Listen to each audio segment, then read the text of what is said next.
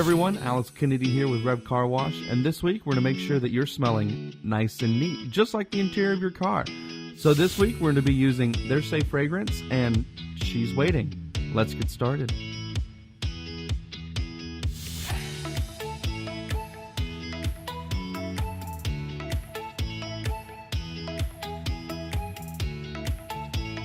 This product is very easy to use.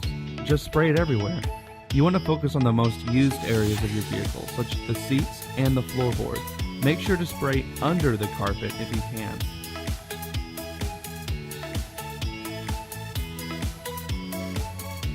Thank you for joining us this week on Tips and Tricks. I'm Alex Kennedy. Make sure to follow REV Car Wash on all social media platforms. #RevYourRide, and we'll see you next week.